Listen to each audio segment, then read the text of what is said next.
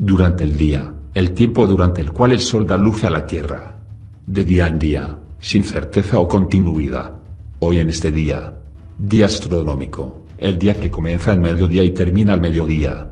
Día civil, el significado del día solar de 24 horas, siendo que en uso ordinario, y dividido en dos partes, cada una de 12. Día judío, el periodo de puesta de sol a puesta de sol. Día sideral, el día medido por las estrellas, siendo el intervalo entre dos cruces sucesivos de una estrella, por conveniencia el primer punto de Aries, sobre el mismo meridiano. Día solar, el día medido por el sol, siendo el intervalo entre dos tránsitos sucesivos del centro del sol sobre el mismo meridiano. Día solar medio, la media o promedio de todos los días solares aparentes en el año. Para ganar el día, para ganar la victoria, a tener éxito. Nota: el día puede haber sido nada más, principalmente, que el nombre del dios Sol. Naturalmente se extendió al espacio del tiempo durante el cual ejerció su poder, y podría ser adorado, de ahí que sea idéntico al nombre de un dios común en el ario. Idiomas: tenemos griegos, theos; latín, deus; gaélico, ya; francés, dieu; italiano, deus; español, dios, god; latín, dies, día; también divum, el cielo, desde la raíz div, para brillar.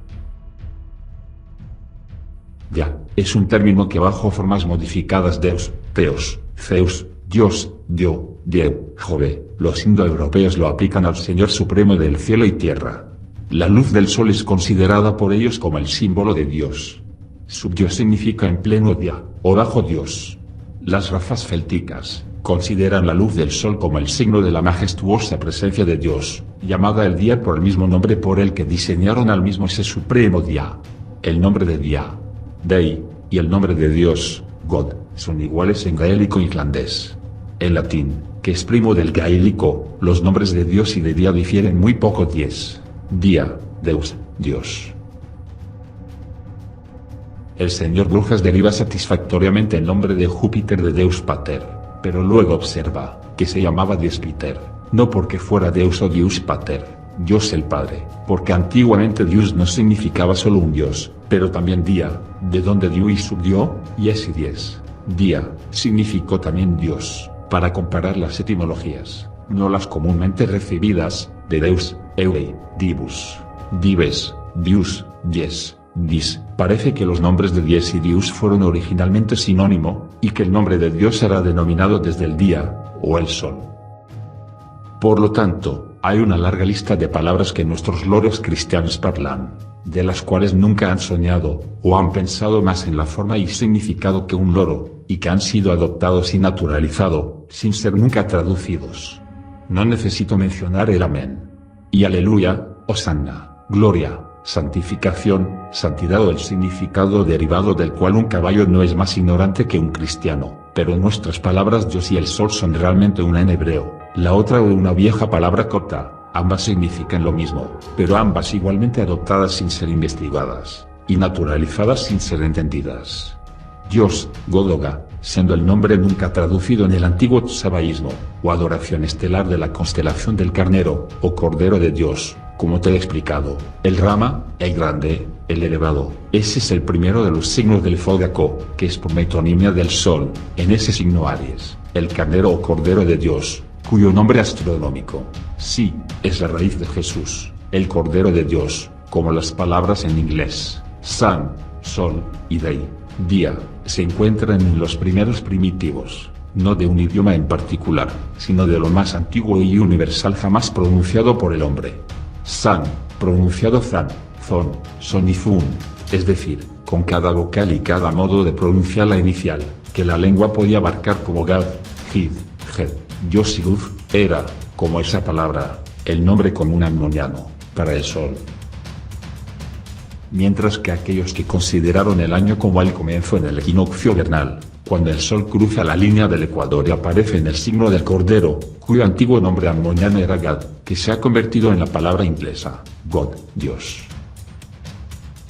Si bien Dios es invariablemente Gad de las tribus de Israel, es decir, el carnero del signo del zodíaco,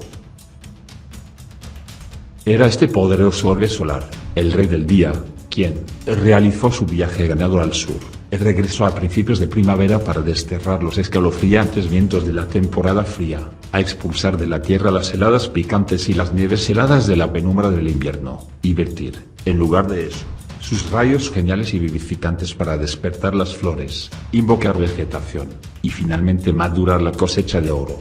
En una palabra, dispensó calor, luz, vida y bendiciones innumerables sobre toda la tierra.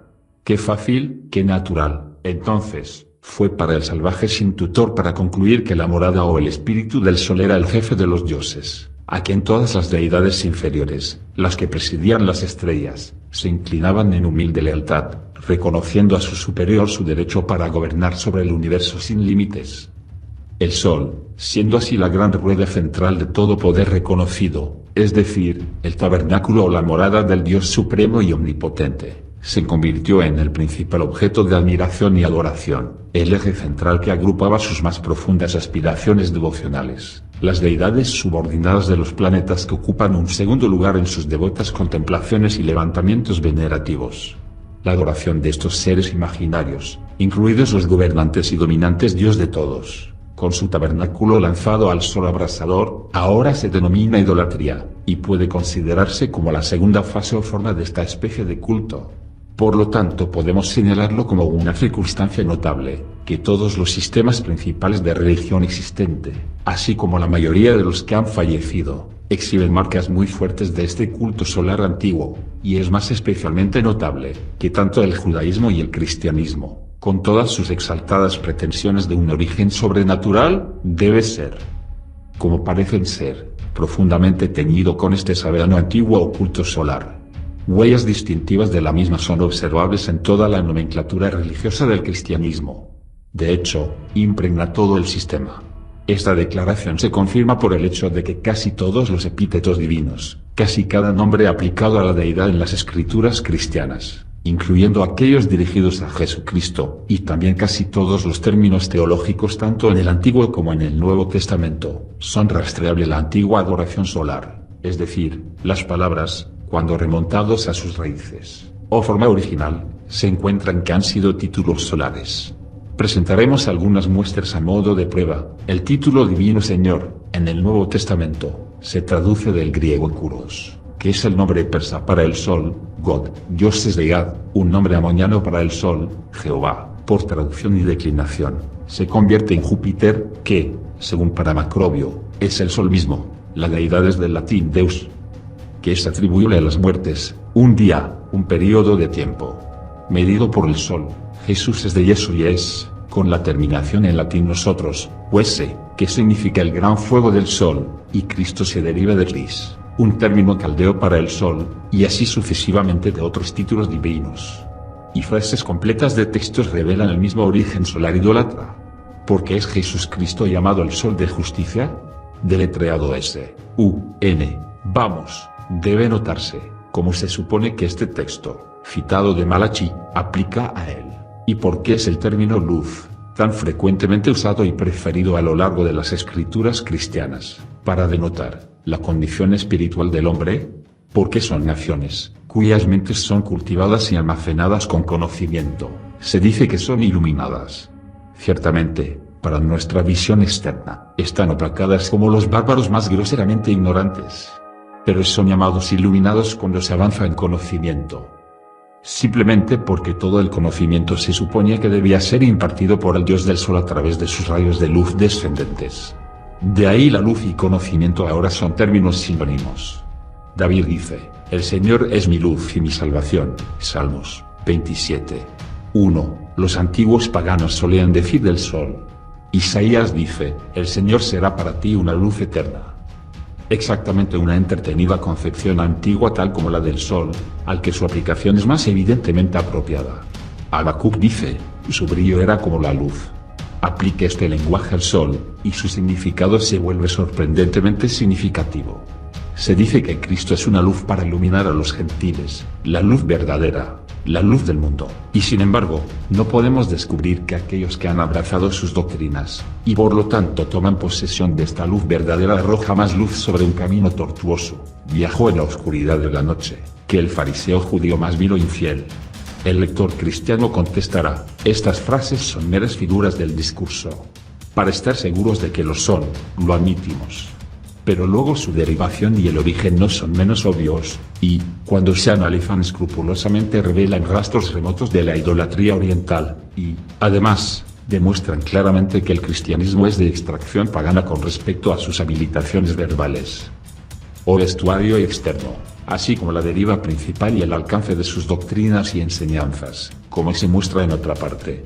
Observaremos además, que tales concepciones, que se encuentran en la Biblia cristiana, como Dios es un fuego consumidor, Dios es luz, Juan 1:5, se originó en las edades primitivas, cuando se suponía que Dios debía residir en el sol. También tales exclamaciones como «Oh Señor, los gentiles vendrán a tu luz, y los reyes al resplandor de tu ascenso».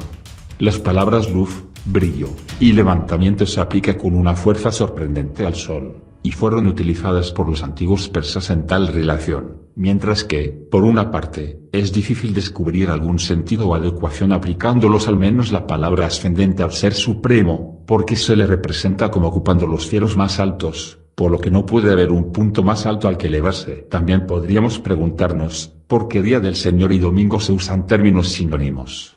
O, ¿por qué ahora se adora al Señor en el día antiguo apartado para la adoración del sol a las deidades solares? ¿No demuestran estos hechos que muchos restos de las antiguas religiones idólatras todavía se conservan en la teología cristiana?